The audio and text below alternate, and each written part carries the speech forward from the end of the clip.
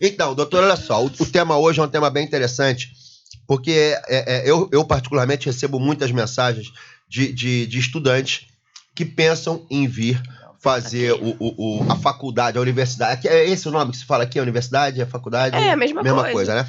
A universidade é a instituição que congrega várias faculdades numa só. O diferente é o tal do doutoramento, né? Aqui é doutoramento e lá no Brasil é doutorado, não é isso? Exatamente. É isso que é a diferença. Então, assim, eu há um tempo atrás, uma pesquisa minha pessoal, que minha filha viria para cá, até um beijo para Rafaela, filha, beijo. A nota do Enem conta. Então, vamos abordar um pouco sobre isso para o pessoal que está no Brasil ainda poder... Então, só para a gente alinhavar tudinho. Eu não estou falando apenas de visto de estudante que vai fazer formação superior. Certo. Porque o visto de estudante não é só para formação de nível superior. Pode ser segundo grau, né? Pode ser segundo grau e pode ser a formação profissional, que é o nível técnico do Brasil. Um está tratado no artigo 91, formação superior, e o outro está tratado no artigo 92 da legislação de imigração. Então, as pessoas ficam muito focadas achando que não é possível tirar visto de estudante para pessoas que estão fazendo o segundo grau ou que estão fazendo o nível técnico. É possível, tá? Primeiro ponto a tratar. Segundo ponto, se você quer fazer a formação superior, você pode aproveitar a nota do Enem e ingressar como estudante internacional. Ok? Se você não está com a nota do Enem e você tem mais de 28 anos, é possível para algumas faculdades você fazer uma prova de ingresso diferenciado.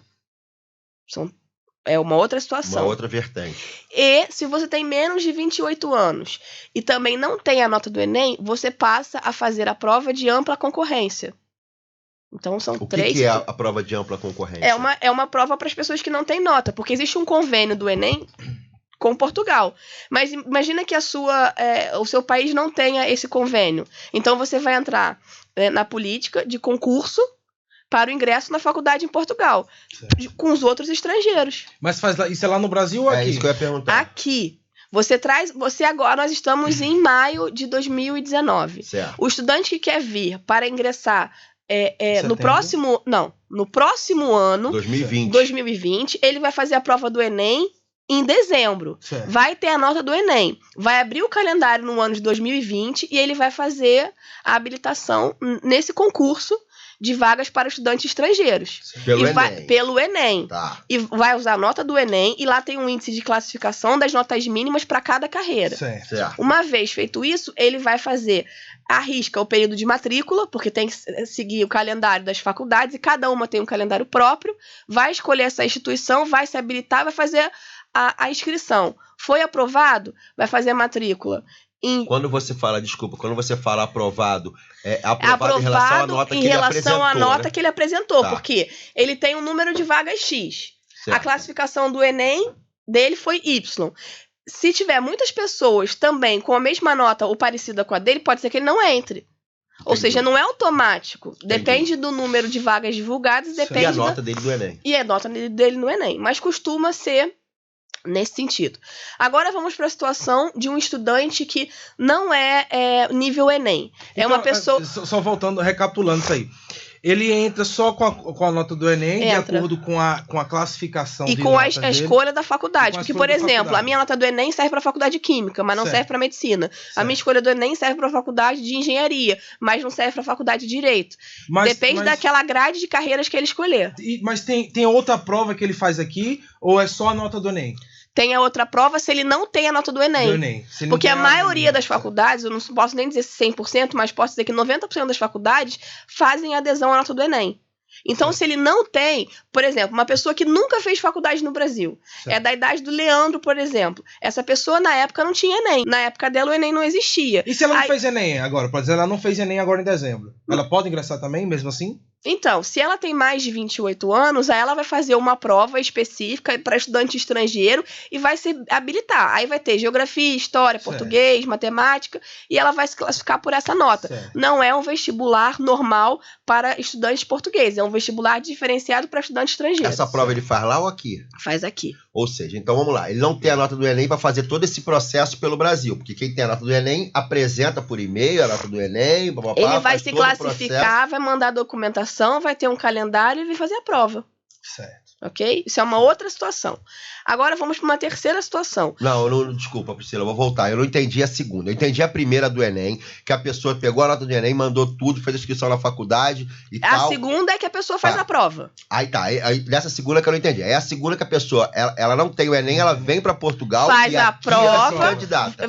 Vai fazer a prova. Não, ela pode se candidatar no Brasil. Mas a prova, ela vai fazer aqui. Então, mas tem um dia específico de prova. Então ela já entra só pra assim, a pessoa vai entrar no país. Você não passava na prova, né? É. A pessoa já vai entrar no país, vai chegar lá. Eu tenho que fazer a prova dia X. Fiz a minha matrícula, fez a inscrição, eu vou fazer uma prova. Perfeito. Há instituições que permitem que a prova seja feita à distância, mas não são a maioria. Terceiro ponto, a pessoa já é portadora de um diploma de nível superior e quer fazer uma pós-graduação. Aí ela não precisa habilitar, fazer equivalência, validação do diploma dela em Portugal. Não precisa. A maioria das faculdades aceita o diploma do Brasil com o devido apostilamento para você fazer o curso de mestrado ou doutoramento, ok? Aqui vai um detalhe importante. Algumas faculdades, como aqui em Portugal, a licenciatura dura menos tempo que no Brasil, muitas vezes, para alguns cursos, eles entendem que não é necessário a pessoa se matricular no mestrado. Já vai direto para o doutoramento, ou o doutorado no Brasil. Isso também é um detalhe importante, porque no Brasil tem faculdade que dura 5 e 6 anos. Medicina, por exemplo, dura 6 anos. Direito, por exemplo, dura 5 anos. Algumas faculdades, em sua maioria, duram 4. Aqui, em Portugal, a maioria das licenciaturas dura 3 anos.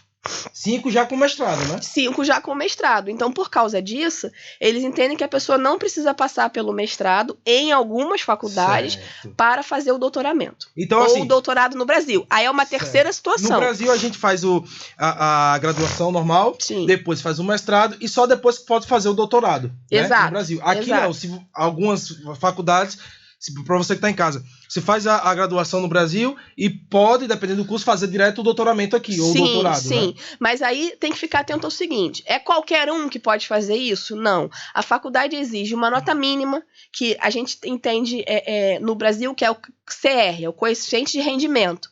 Então, por exemplo, eu fiz uma faculdade que o meu coeficiente de rendimento foi abaixo de 6. Certo. Tá? A minha média final. Dificilmente você vai ser aprovado no mestrado ou no doutoramento em Portugal. Certo. Tá? Mas eu fiz um coeficiente de rendimento que a minha nota foi acima de 9. Então, a garantia de você ser aprovado é maior. Quase 100%, né? 99%. Não posso dizer isso porque depende do ano, depende do número de vagas disponíveis, depende dos outros candidatos. Mas a probabilidade é imensa em relação a uma pessoa que tem um CR de 7, 7,5, em comparação a uma pessoa que tem 9, 9,5, tá? A segunda situação, em relação ao mestrado e ao doutoramento, é o seguinte. O artigo 91, aí vem um pulo do gato, permite que, uma vez você entrando em Portugal como turista, entrou no país, prover meios de subsistência, e quer se matricular numa faculdade, você vai invocar o inciso 4º desse dispositivo legal, artigo 91. E aí você se matricula na faculdade, tem a aprovação para ingressar naquele curso, você vai agendar o CEF e vai pedir direto a autorização de residência, sem passar pelo processo de visto de estudante do Brasil. Então ele pega a residência ou o visto de estudante? Aquilo, certo? Não. Se ele chegou. Olha só para isso é uma coisa importante para vocês fazerem a distinção.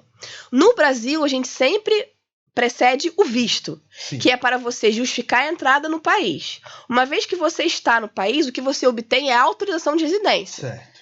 Com o visto, ou seja, aquele que você veio com o agendamento do Brasil, Ou, quando você não tem um visto prévio, esse artigo 91, inciso 4º, permite que pessoas que não tenham visto prévio tirado no país de origem consigam a autorização de residência, uma vez que esteja aqui com a matrícula aprovada numa instituição de ensino. Certo. E provem, junto ao CEF, que elas têm condições de permanecer estudando pelo limite, pelo mínimo do curso. Então, eu vou fazer uma autorização de residência agora para cursar o mestrado. Eu tenho que provar que eu tenho 600 euros vezes 12, que é o salário mínimo, numa conta disponível em Portugal, meio de subsistência e o pagamento da minha matrícula.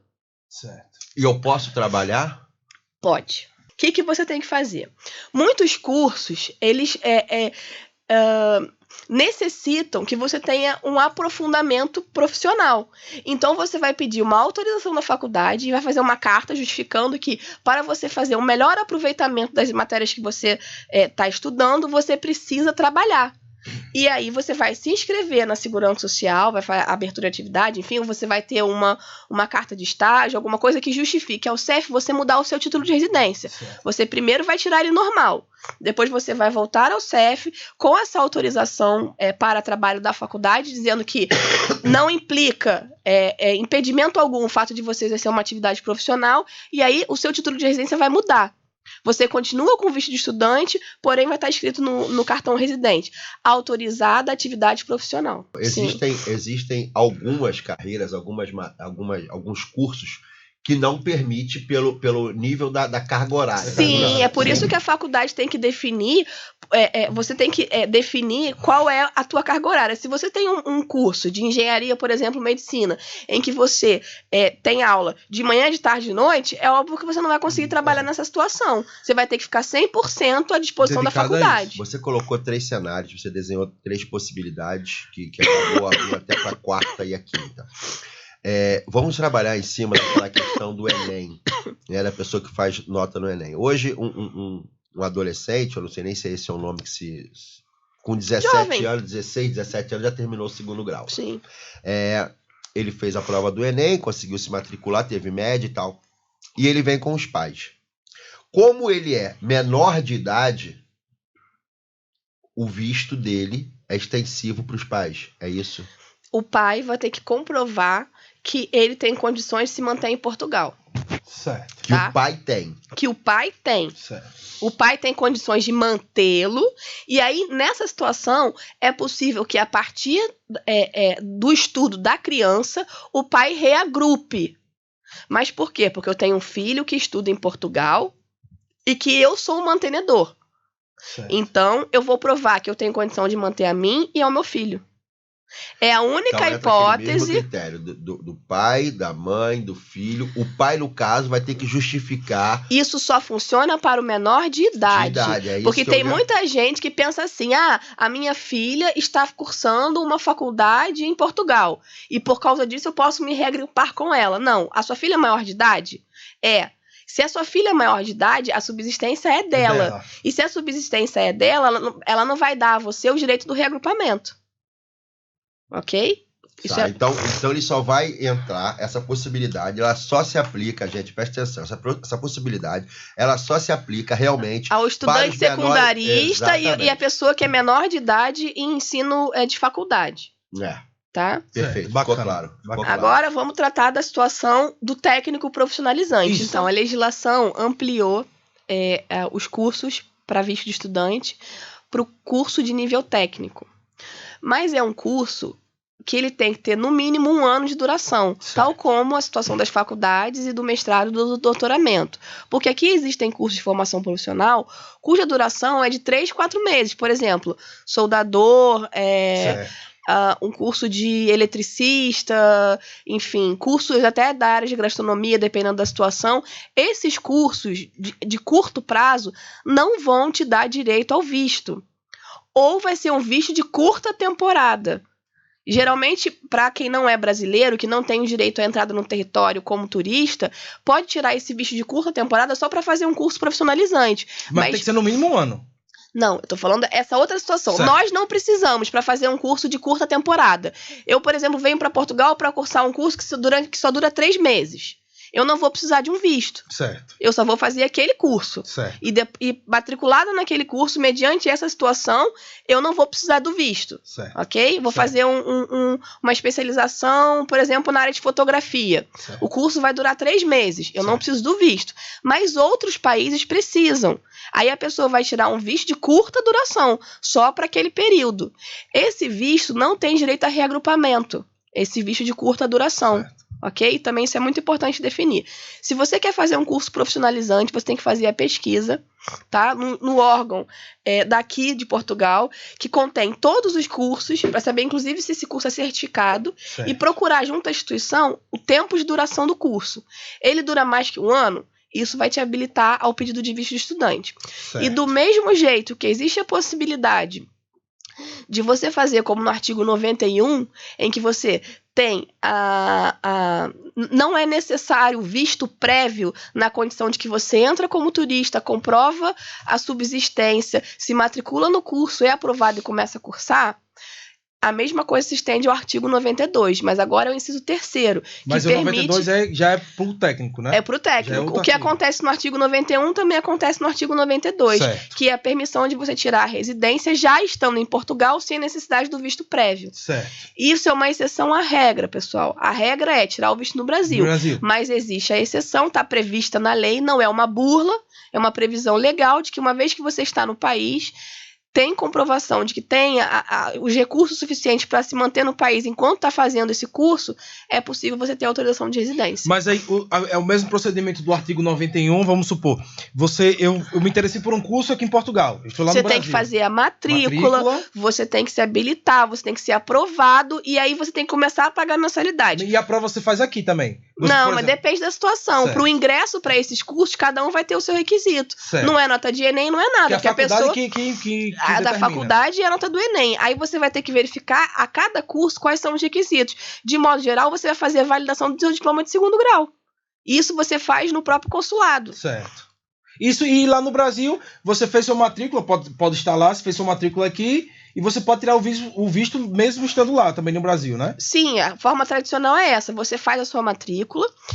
Primeiro você faz o processo seletivo. Certo. É aprovado no processo seletivo. Foi aprovado, vai sair no edital. Aí sai o edital e a faculdade vai te mandar uma carta de aceitação. Certo. Com essa carta de aceitação, você vai submeter o pedido de visto ao consulado, certo, e vai obter autorização para vir para Portugal. Carimbou o visto aqui, quando você chegar em Portugal, você vai marcar a sua residência. Certo. Vai ligar, olha, eu vou marcar minha residência e tal.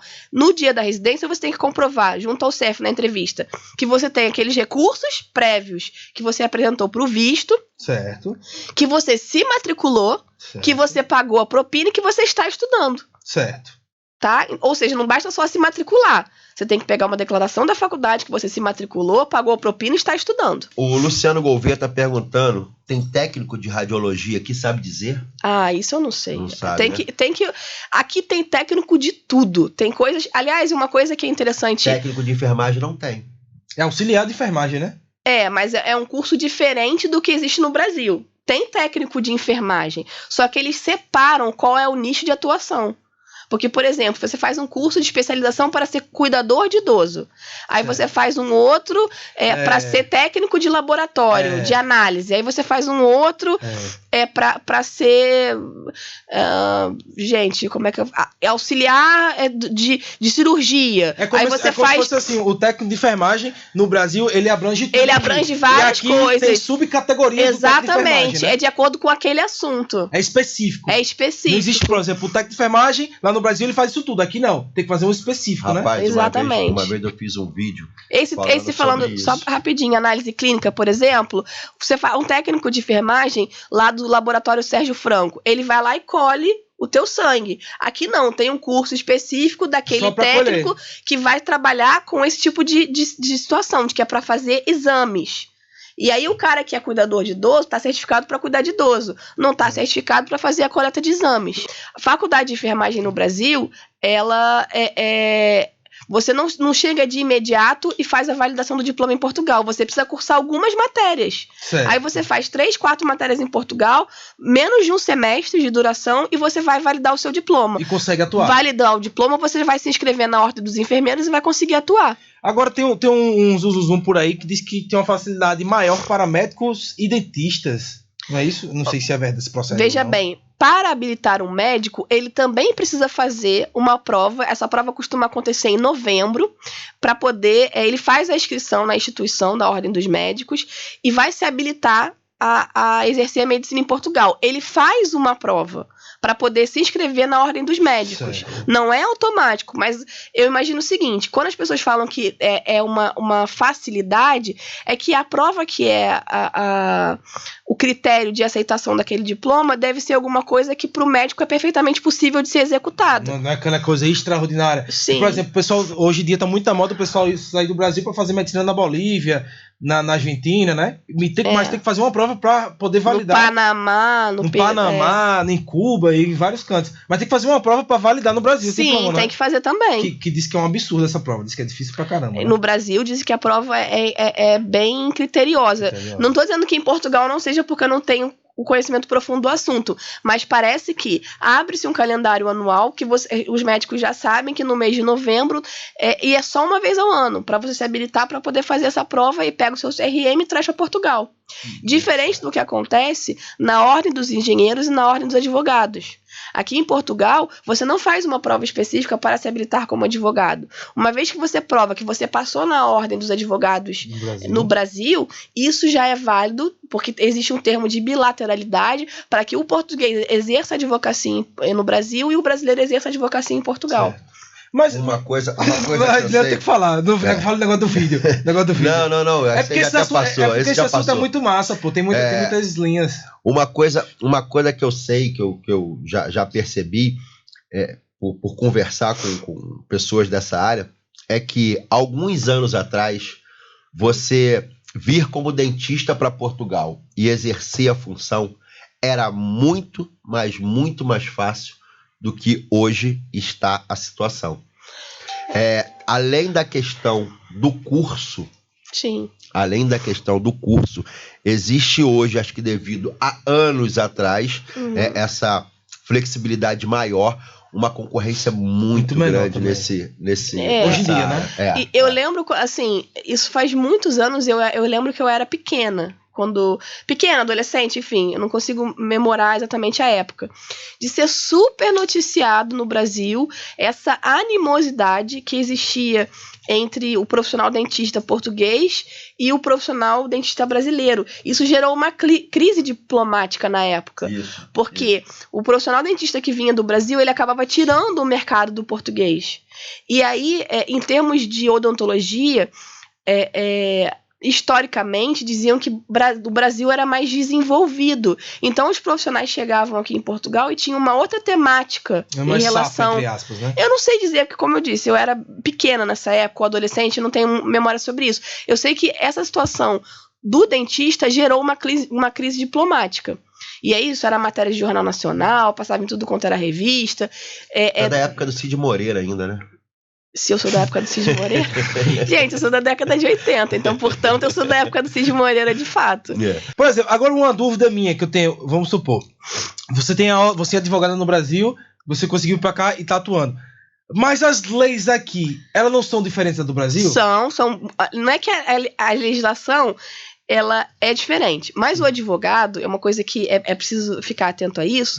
No próprio país de origem, as leis mudam o tempo todo. Certo, então cabe ao advogado fazer uma reciclagem de tempos em tempos. Quando você chega num país cuja legislação não é equivalente à legislação do seu país de origem, você vai ter aquele mesmo trabalho de se atualizar que você tem no seu país de origem quando a legislação muda. Mas você tem que agora sozinha. A gente tá agora tem curso para isso? Não, existem cursos que fazem essa dinâmica de diferenciação de legislação. Mas, por exemplo, a gente está falando de idade, né? Certo. Como eu sou uma pessoa já cascuda, né? Pra quem não sabe, eu não vou nem falar a minha idade não, porque fica feio. Mas, enfim, eu sou da época da banca única nos tribunais de justiça. Não tinha site de internet para você consultar processo. Não tinha movimentação eletrônica, tá? Certo. E mais do que isso, o Código Civil era antigo. Ou seja, eu sou da época que, quando eu me formei, o Código Civil era o Código Civil que a maioridade era aos 21 anos. Vocês lembram disso? Não, eu já sou de capa. Ah, pois é, mas a maioridade antigamente... Eu sou da época que o adultério era crime previsto na legislação. Não é mais? Não. Vai tá cheio de ancião aqui nesse Então, programa. por isso que eu não fui presa ainda. Oh, meu Deus. Joyce, olha isso. Mas antigamente. Então, quando eu fiz faculdade, toda essa legislação foi alterada. A posse de drogas em relação ao consumidor final era uma outra legislação. Então, o que o advogado... Você veio se reciclando. Sim, porque quando eu fiz a minha formação, muitas leis foram sofrendo alteração. Aí a gente teve a instituição do crime de tortura, crime hediondo, lembra da Daniela Pérez?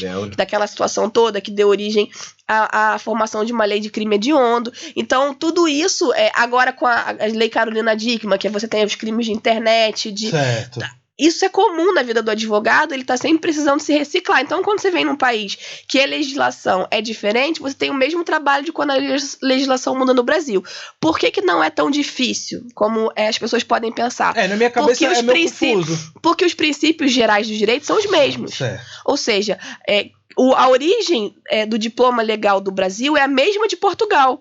Até porque Portugal é o país de onde o Brasil nasceu. Certo. Então, a legislação mãe, ela vem da mesma origem. E os países ocidentais que têm como legislação... que diferente, a lei é positivada, diferente, não é como os costumes na Inglaterra, que a gente chama de common law, que a legislação ela é feita por ordem da jurisprudência. E no Brasil, não. A legislação é positivada, isso vem do direito alemão. É a mesma doutrina básica do direito português, do direito espanhol. Então, a gente acaba... Se você entende os princípios gerais de direito, você vai advogar...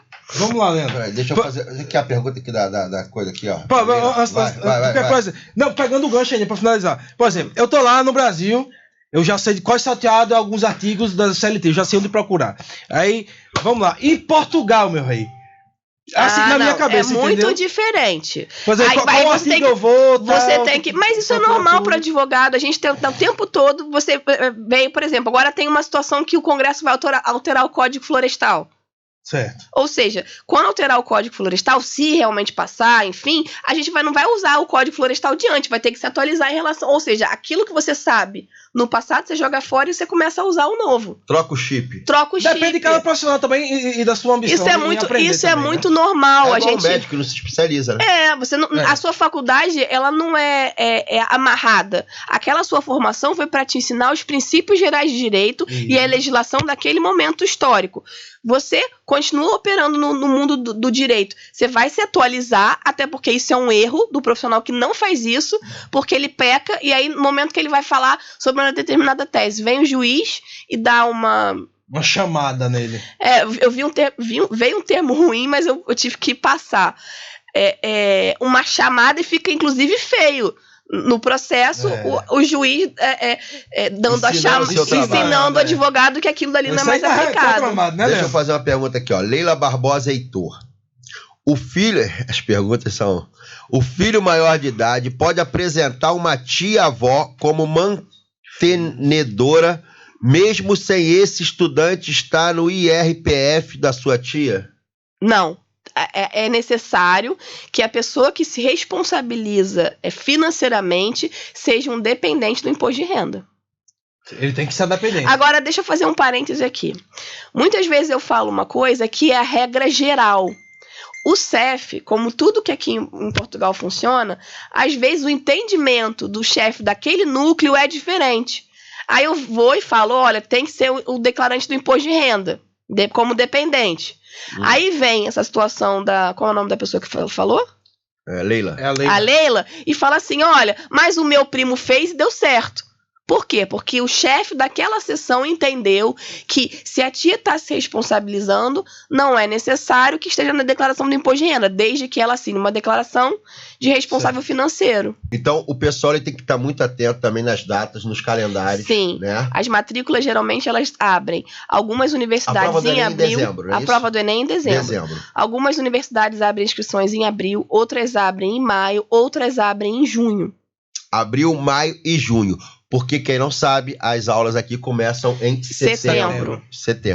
Então, vocês que estão no Brasil e têm esse interesse, primeiro vocês vejam direitinho as datas, procurem as universidades, no caso da primeira opção que a doutora Priscila colocou, que é do menor de idade, recém saído do 2º grau, aproveitando a prova do Enem. Então, vocês fiquem atentos a isso. Os outros casos também vale a pena a pesquisa nas universidades, a questão do doutoramento, do teu período de universidade, quantos anos foi, se aquela universidade que você está buscando, você entra como mestrado ou doutoramento, né?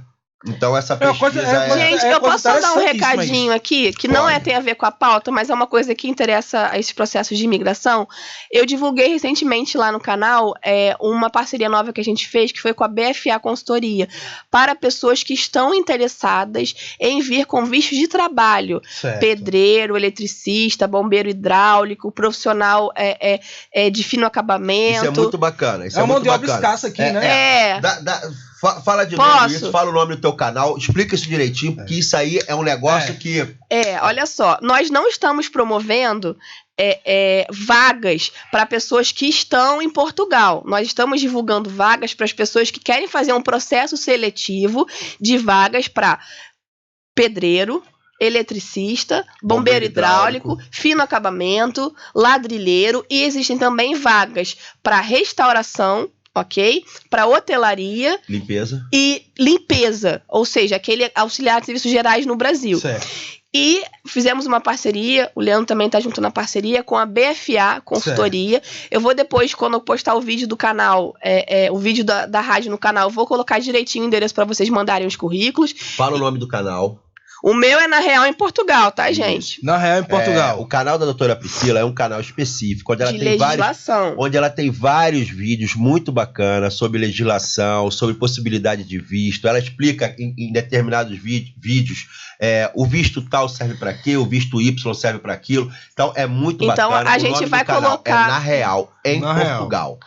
A gente vai colocar no canal da Real, a gente vai colocar os vídeos aqui da rádio. E eu vou divulgar o e-mail da BFA Consultoria para vocês que estão interessados nessas vagas que eu acabei de citar, para mandarem os currículos, ok? Olha só, gente, quem quiser agendar uma consulta com a doutora Priscila, né, saber um pouco mais sobre sua possibilidade de visto, em qual visto se enquadraria, qual seria a melhor maneira de você vir para cá, agendar essa consulta com a doutora Priscila, entre em contato ou no e-mail assessoriaimigracão com 2 S no E, 2 S no O, @gmail.com. Repetindo, assessoriaimigracão, né? É sem o cedilha e sem o tio, @gmail.com, ou pelo Instagram, que é o Assessoria Imigração, tá? Imigracão também, né? Assessoria Imigracão. Então você entra, né, ou no e-mail ou no próprio Instagram, o que você achar que é mais rápido. Aconselho até que entre direto pelo e-mail, é mais rápido. Sim, bem mais rápido. E já agende a sua consulta, veja como é que funciona esse sistema da consulta, que ela vai dar todo um feedback. Pode mandar os currículos também para essas profissões. Pode então, mandar. Na Real, vale a pena colar aqui no programa Conexão na Priscila e no Leandrinho. E lembrando, o barato sai caro. Obrigado, Priscila. Tchau, gente. Até o próximo programa. Obrigado, Priscila. Tchau, tchau.